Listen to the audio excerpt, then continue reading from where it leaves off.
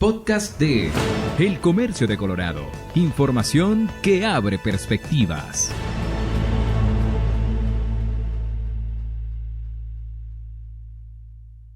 Hoy estamos conversando con el doctor John Walsh. Él es abogado, fue fiscal federal de Colorado entre el 2010 y el 2016. Con él conversamos cuando existen temas con implicaciones jurídicas, porque de alguna manera él nos ayuda a entender y a que el público que nos está siguiendo pueda conocer mucho mejor estos temas. Doctor Walsh, bienvenido en esta nueva oportunidad. Doctor Walsh, y comenzamos de una vez. Empecemos por la filtración. ¿Qué significa para usted el hecho de que haya habido una filtración relacionada con una sentencia que elimina la previa sentencia de Roe v. Wade que protege el derecho al aborto? No hay ejemplo previo que yo sé de una filtración de este tipo. Y por supuesto, todavía no sabemos la fuente de la filtración. Y podría haber sido o el ala liberal o el ala conservador de la Suprema Corte, un ayudante, un empleado, quién sabe. Pero en cierto sentido no importa, porque el impacto de la filtración será socavar la confianza mutua entre los jueces de la Suprema Corte. Y desgraciadamente, pues temo que la consecuencia va a ser una Suprema Corte en que los jueces probablemente van a estar más precavidos los unos con los otros. Es decir, es posible que la calidad de sus opiniones pueda ser disminuido como resultado de la falta de conversación abierta entre los jueces. Y en mi opinión, para la institución de la Suprema Corte, la filtración es un desastre, desgraciadamente.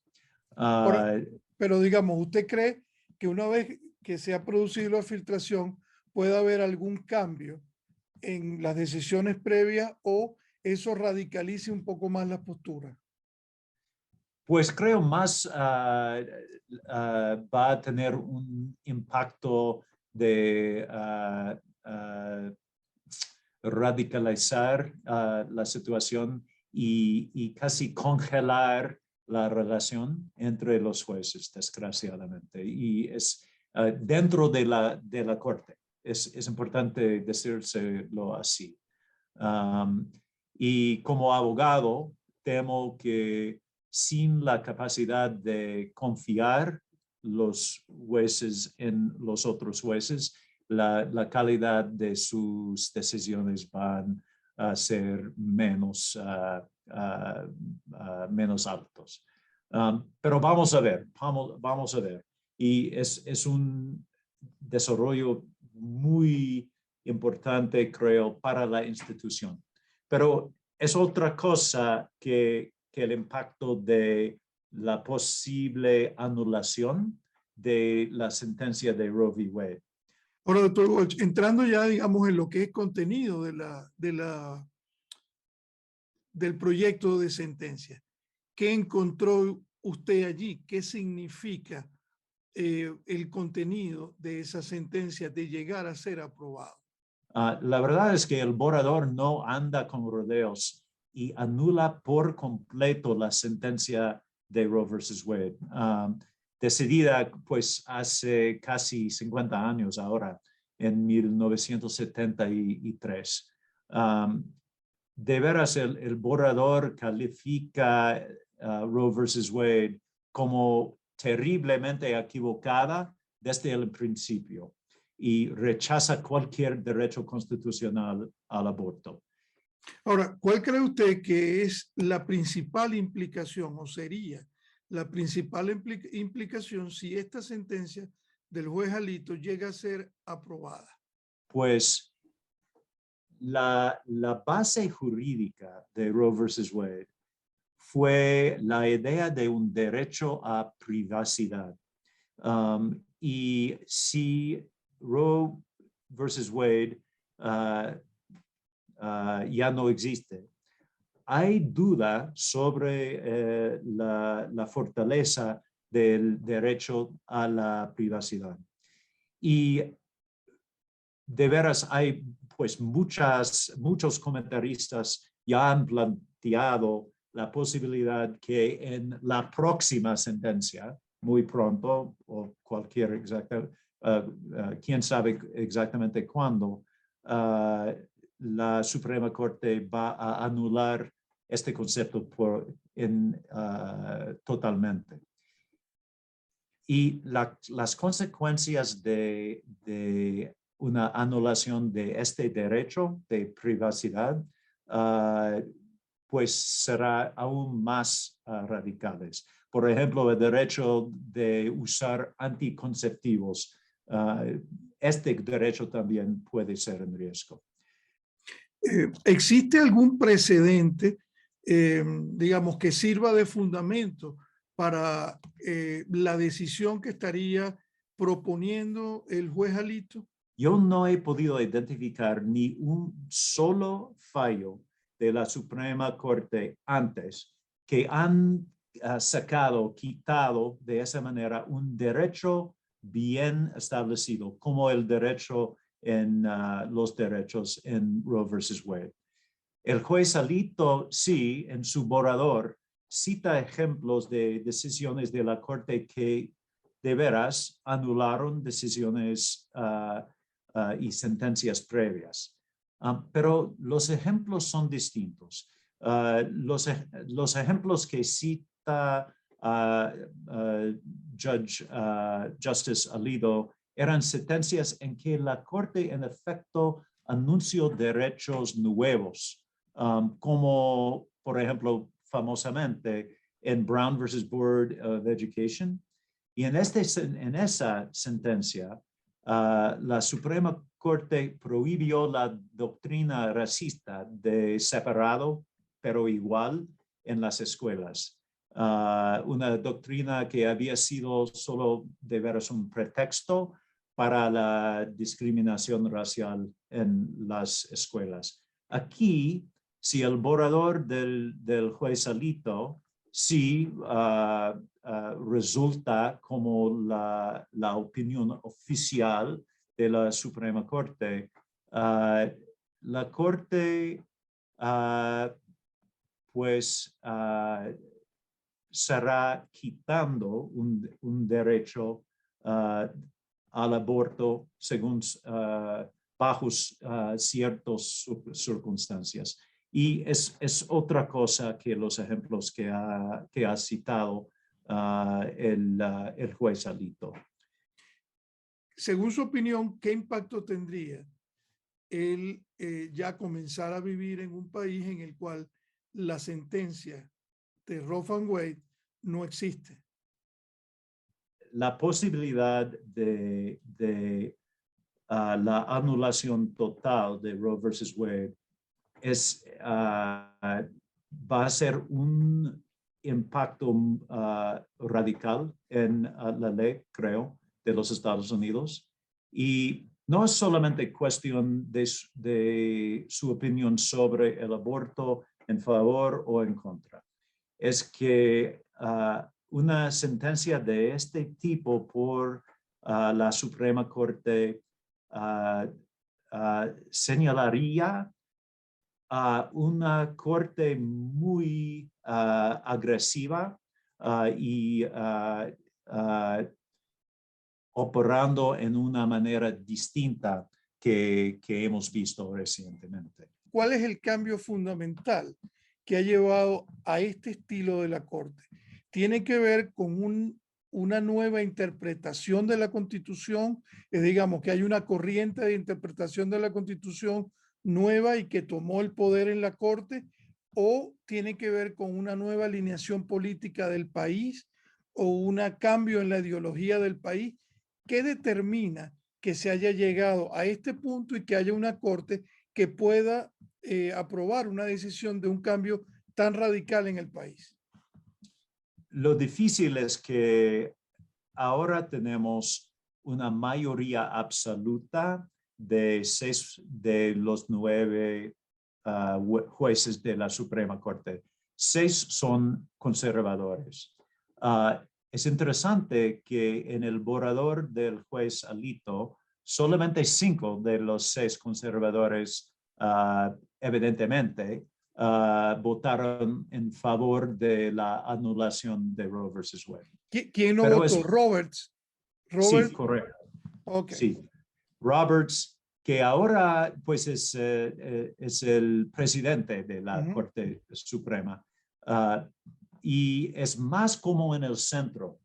Es decir, es el juez con una actitud más institucional para proteger la ley y para proteger la institución de la Suprema Corte y su credibilidad, en mi opinión. Pero ahora tenemos 5 jueces muy conservadores y estos 5 jueces evidentemente votaron en favor de la anulación total. Es posible ver esta situación sencillamente como resultado de la política de pues, los 10 años más recientes. Y es que el Senado ha bloqueado la nominación de Merrick Garland, del presidente Obama, y como resultado tenemos el juez Gorsuch de aquí en Colorado originalmente, y también con la muerte de Ruth Bader Ginsburg tenemos la jueza Coney Barrett. Y con estos 2 votos adicionales, pues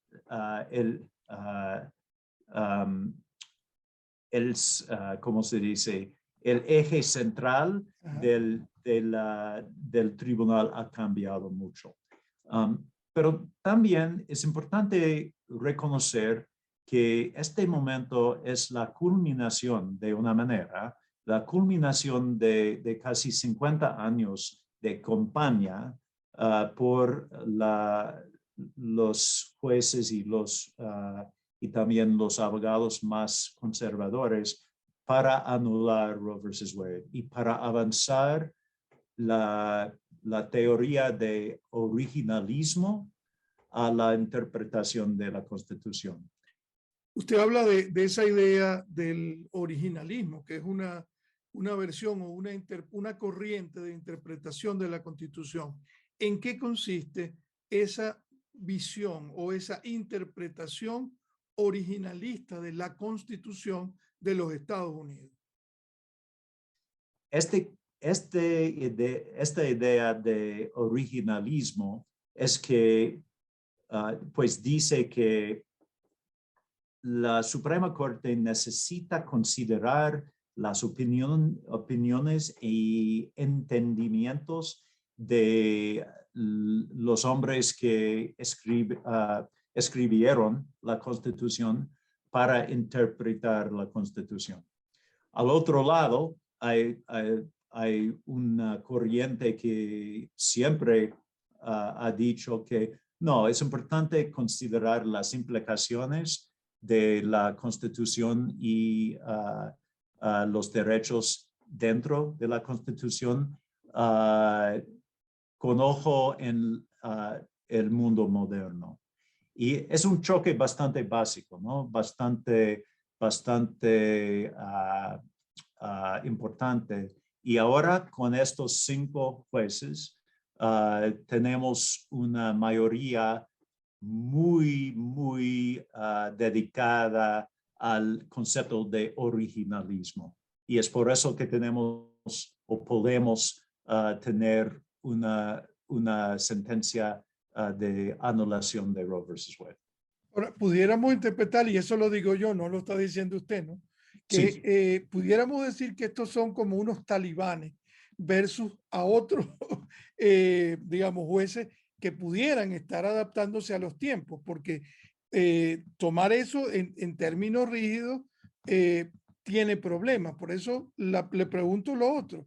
¿Hasta qué punto tanto los dos jueces, no Amy Coney Barrett, sino Kavanaugh y el otro juez que es de aquí de Colorado, ellos hasta qué punto faltaron al público, porque ellos confesaron, digamos, admitieron o dijeron en su proceso de confirmación que ellos no iban a anular esta sentencia. Entonces, ¿cómo es que este tipo de cosas pueden ocurrir? El proceso de confirmación y las audiencias de confirmación son casi como una baile, ¿no? Entre los senadores y los nominados. Es decir, hay preguntas sobre, pues había preguntas sobre Roe versus Wade y respuestas, pero los nominados como Gorsuch, Coney Barrett y Kavanaugh, pues siempre tenían cuidado con sus respuestas para decir sí, pues la decisión, la sentencia de Roe versus Wade ahora está muy establecida. Y los senadores demócratas creían que esto eso significaba que el juez no iba a anular a Roe versus Wade. Pero las palabras específicas siempre eran más ambiguas en realidad. Y por supuesto, después de confirmación, los jueces en la Suprema Corte tienen independencia absoluta. Y pues estoy de acuerdo que el sentido de las respuestas de Gorsuch, de Kavanaugh y de Coney Barrett, pues fue muy clara que Roe versus Wade fue sentencia muy establecida y punto. Pero como abogado, yo nunca creía que Roe versus Wade de veras estaba seguro después de la confirmación de los tres jueces nuevos. Es decir, que para usted no es sorpresa el que se pueda llegar a esta decisión. Le pregunto, ¿qué otra cosa a usted no le sorprendería de esta corte? Es decir, ¿qué otra decisión? Vamos a asumir que van a proceder con esta decisión.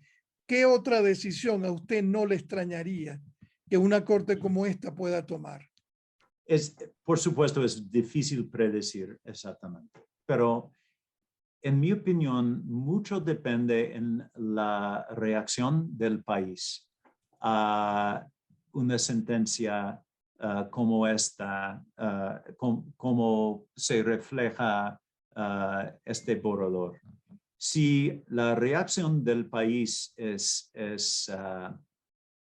muy fuerte en contra, es posible que la mayoría de la Suprema Corte cambiará.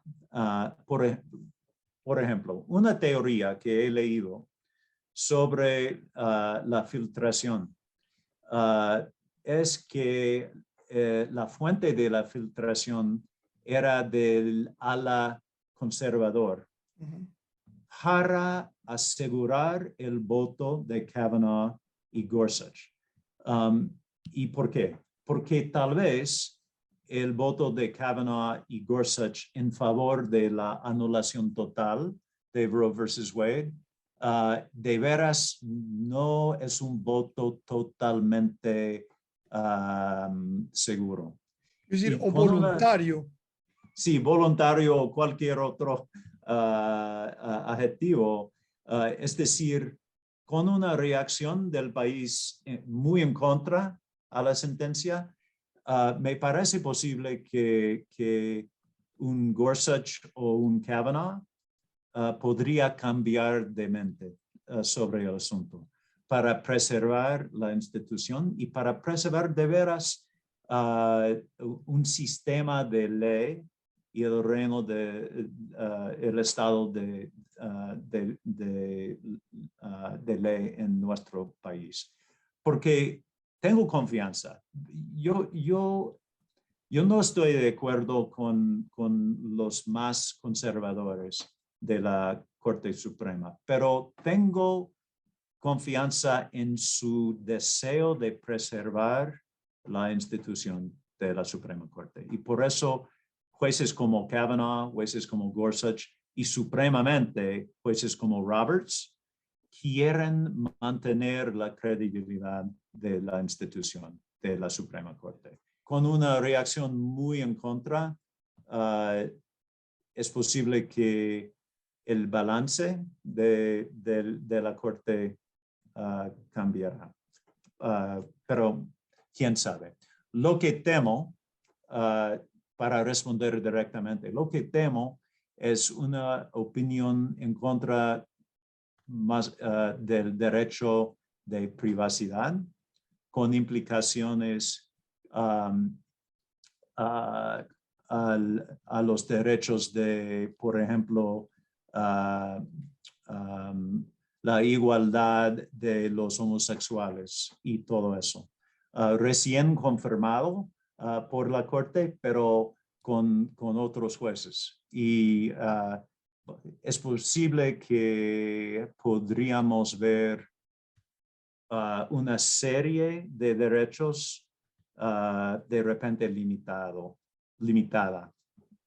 ¿Y usted cree que también lleguen a meterse con algo que tenga que ver con el voto? Sí, es posible, es posible. La verdad es que la mayoría de la Corte ya ha mostrado